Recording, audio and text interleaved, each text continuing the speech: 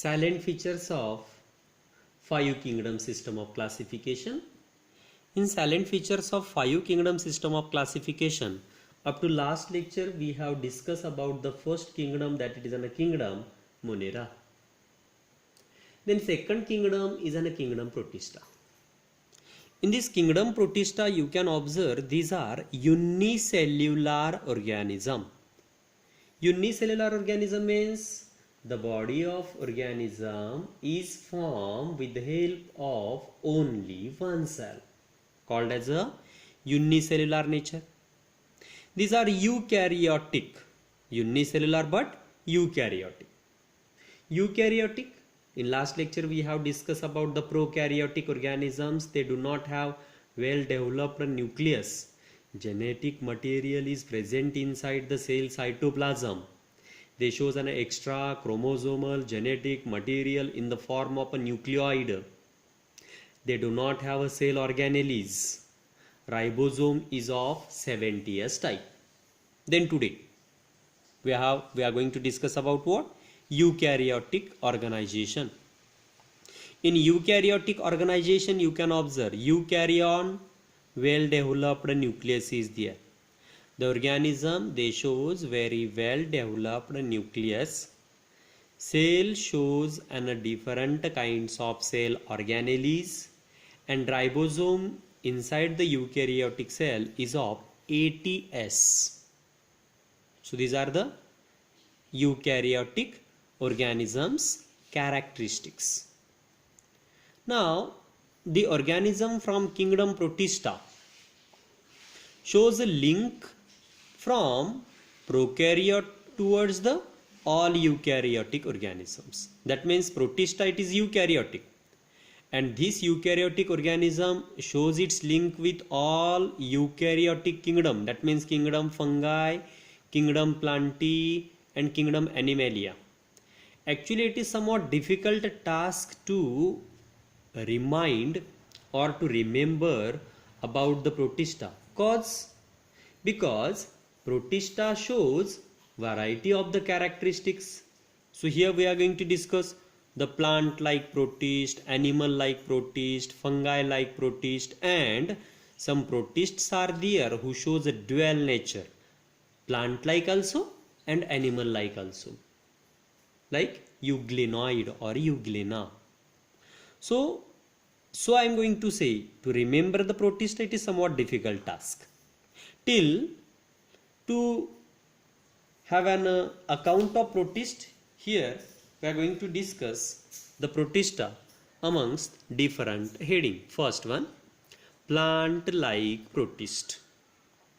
In the case of plant like protist, one can observe the plant like protists are termed as chrysophytes and are commonly called as phytoplanktons.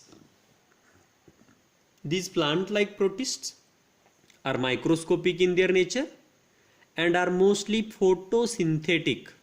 That means can produce their own food material, generally are found in a seawater, in oceans. Most of them are referred to as diatoms. Why diatoms? As they have a body wall made up of two soap case like structure, soap box like structure, fitted silica covers from both of the sides, and are so called as a diatomaceous earth. The diatomaceous earth means it is nothing but these shells left behind for so many years on the earth. Diatomaceous earth is a granular in their nature and hence are finds to be used in the polishing purpose as well as in the filtration purpose. So this is about what? Plant like Protista are called as a diatoms. They shows a diatomaceous earth. They shows granular nature. These are plant like Protista. Here you can observe the diatoms, a soap case like structure. Second, animal like protist. If we take the animal like Protista, they are also termed as protozoans. If you observe the protozoans, if those are animal like, that means they lack cell wall. If these are animal like, they can move from one place to the another place. If these are animal like, they can't prepare their own food material, that means are in a heterotrophic in their nature. Heterotrophs, the organisms are depend for food on producers or other organisms are called as a heterotrophs. They can't produce their own food material. They are believed to be primitive animal forms.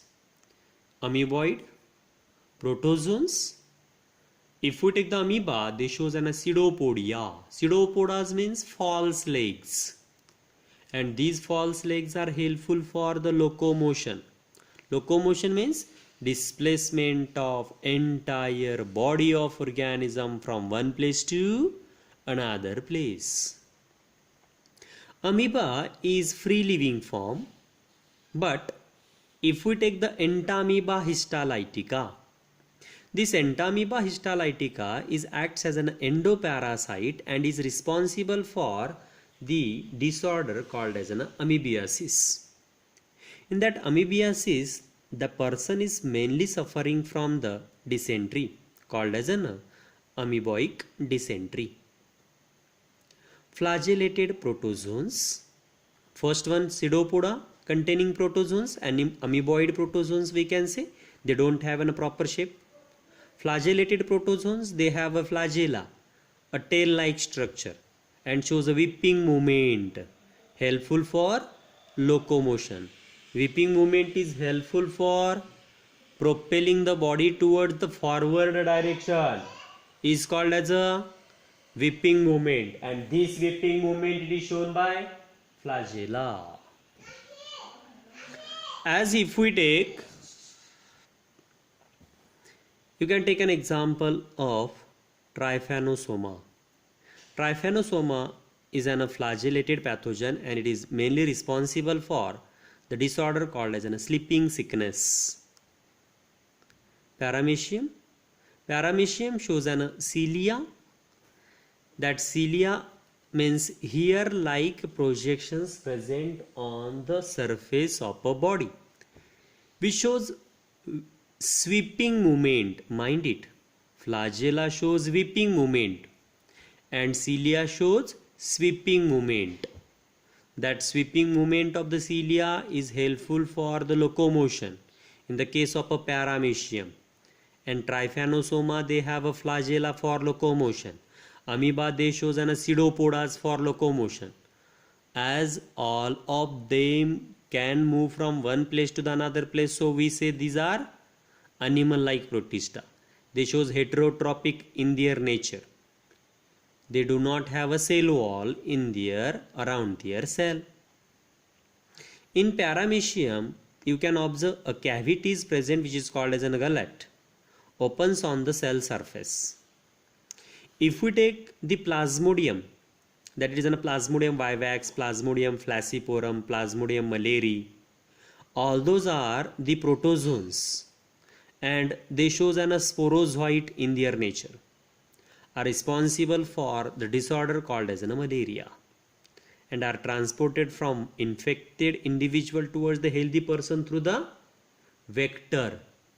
Who is a vector to carry the Plasmodium vivax, Plasmodium malariae, Plasmodium falciparum, Plasmodium ovale. Who is a vector?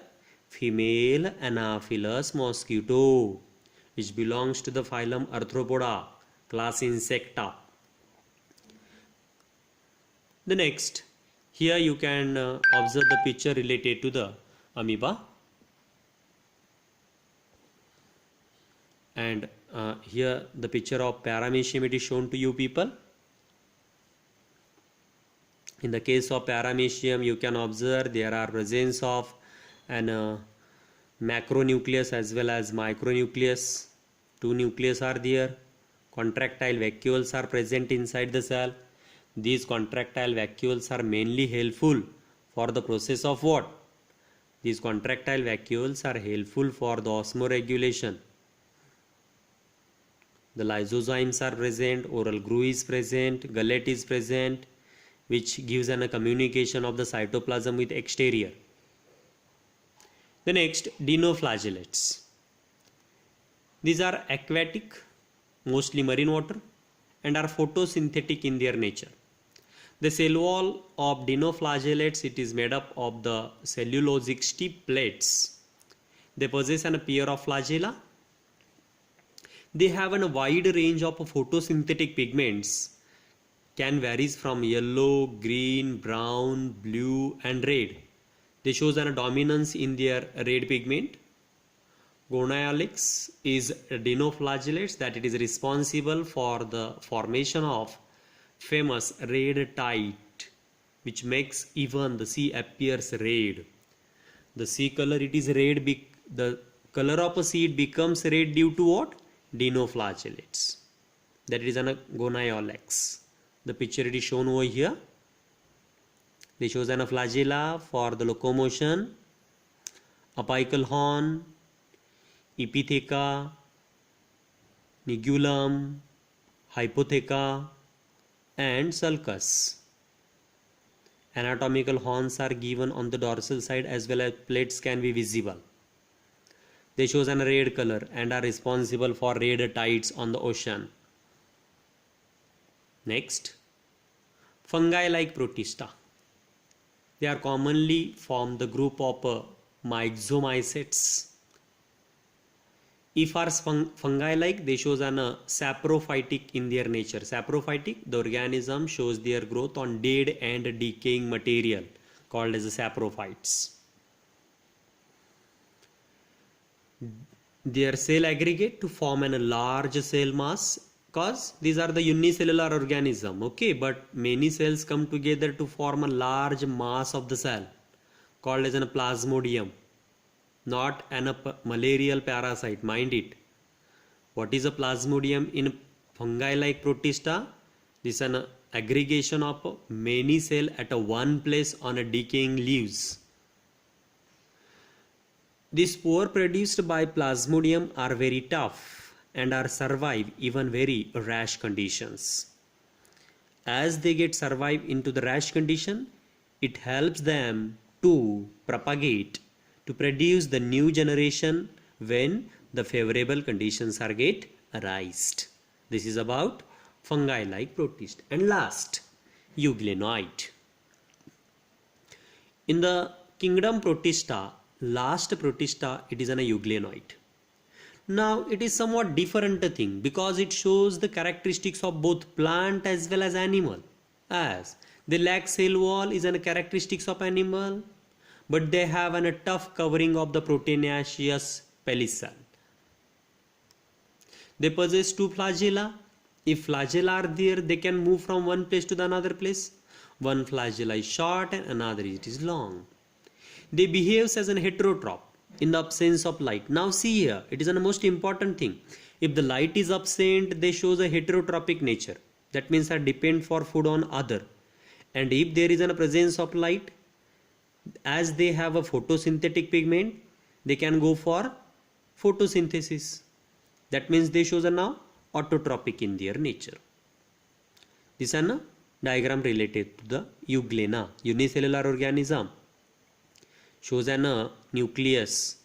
Inside that nucleus, nucleolus is present. As eukaryotic organisms here, all the cell organelles are present. Endoplasmic reticulum, Golgi apparatus, mitochondria, chloroplast. Chloroplast is present. That means they shows a nature of photosynthesis. They have an autotrophic in their nature. But as discussed, if light is absent, they go for heterotropism. The flagella is helpful for locomotion from one place to the another place.